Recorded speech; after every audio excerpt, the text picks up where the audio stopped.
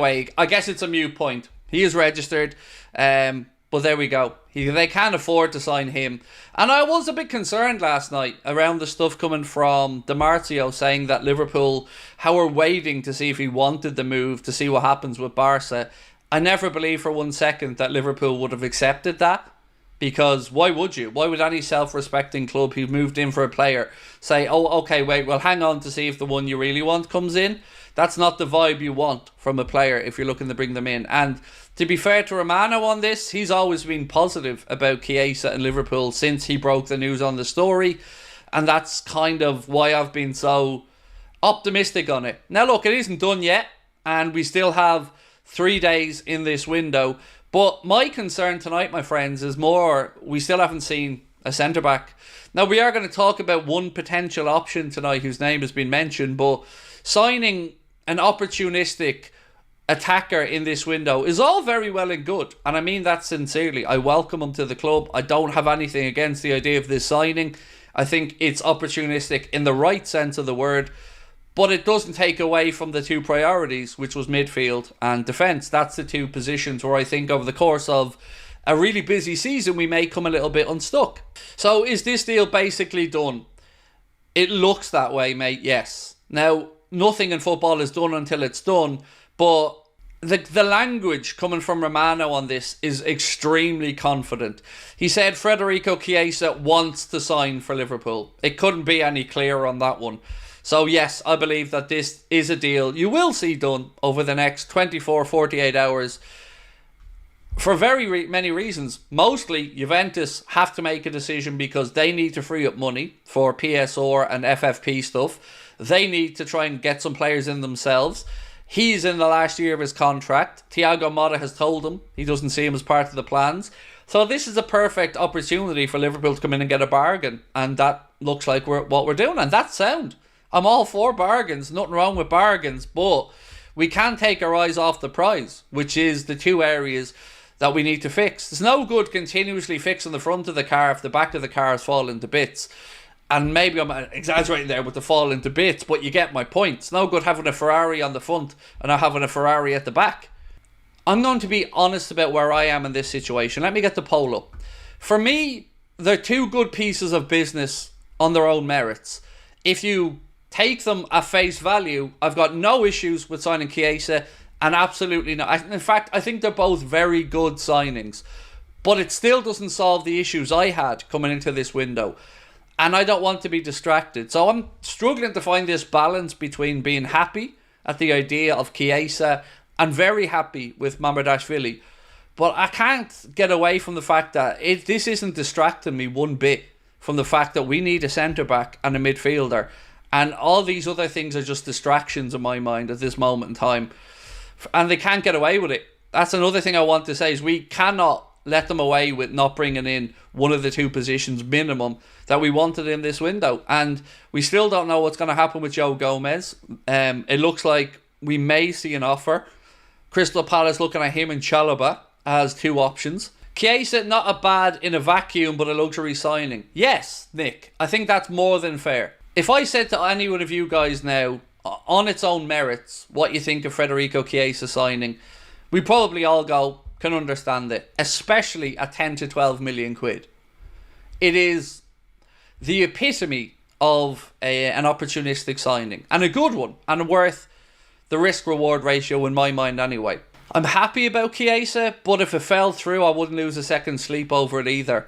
I'd be more annoyed about the lack of getting the signings in that we need to get done, which is midfield and centre-back. So Chiesa is a good signing, but not a lose any sleep if it doesn't happen signing, nor is it a good enough signing that changes the outlook on this window for me. Negotiations between Liverpool and Juventus for Chiesa are progressing, was one comment. Another one is negotiations underway. All parties involved want to get the deal done. Liverpool are confident. It isn't that difficult a deal to sort out. They want to sell. He has no future at the club. He's in the last year of his deal. There isn't a bidding war. It's a pretty straightforward deal. Get him for somewhere between 10 and 12 million pound, about 12 to 15 million euro. And then it's down to the wages, which Romano has assured us yesterday in his post wouldn't be an issue. So yeah, I think this one could move and should move very quickly. No risk but waste of money. Is it though? Like, as an example, if Mo picked up a hamstring injury next week and was out for 8 to 10 weeks, you won't win a league in 8 to 10 weeks, but you may lose a league in 8 to 10 weeks. And we don't have enough cover for Mohamed Salah on that side. So I don't think it's a waste of money. I think it's a calculated risk that's worth the investment. Like Shaqiri, when we brought him in, those numbers made sense. Was it 12 million from Stoke at the time? This makes sense because he can plug a hole that may appear, or at least he can give Mo a rest. Maybe now we see Mo come off at 70 in a few games where Chiesa comes on. It's one of those things that outside of the window and the objective that we had in the window, this is the opportunistic signing that we were told about. And for me, as critical as I am and will be of many bits of business we do, I think this is, for me, worth the risk. Do you think Chiesa is the Salah replacement? No. He can't be. Because even at his very best, he won't do anywhere near Mo numbers. He's a good addition, but it's just a little bit of... how would I describe this in a very clear way? It's like another portion of apple crumble when you haven't had your dinner, is the fairest way I'd say. It's a nice little sweet treat, but it's not going to really satisfy you and the urge that you need, which is a nice home-cooked meal. And we need a nice home-cooked meal, i.e. a centre-back and a midfielder. So, no, I don't think he's the replacement. Sean said, I worry Chiesa transfer will push Elliott out. Well, to be fair, competition is competition. And at a club like Liverpool, you should always expect competition. So if it does make it a little bit more difficult for Harvey Elliott, then I expect Harvey Elliott to respond because I think he's a great player. I also don't see Elliott personally as a right-sided attacker or even an attacker. I see him more as a number 10. But competition is healthy and Mo doesn't have any at the minute. Farron Davies said, who knows, Chiesa could be the replacement. They both played for Fiorentina, both had 77 career goals when Liverpool came in. You never know. Hey, look, I promise you, Farron, if he comes in and starts doing Mo numbers, I won't be on here complaining, bro. I will be on here talking about another bargain.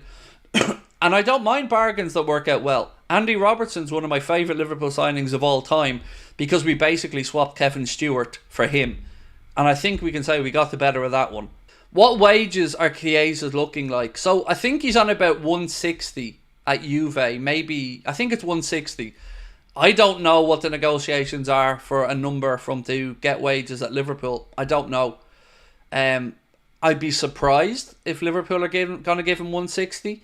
I would imagine we're going to probably try to get that downwards, maybe 120 with some add-ons or achievable bonuses, but I'm guessing here. I don't know the number involved. Do you think Chiesa can be a signing that can turn out better than initially thought for us? I think the answer to that question is probably a very personal one that depends on what your expectation levels are on the signing. For me, I would say I don't have particularly high expectations because the price for me makes the risk worth it. I don't even know what I would view as a good first season. I guess we'll know it when we see it, right? But I'm not expecting him to come in and be a huge deciding factor in our season. But if he can contribute, stay fit and give the manager options, absolutely worth the money.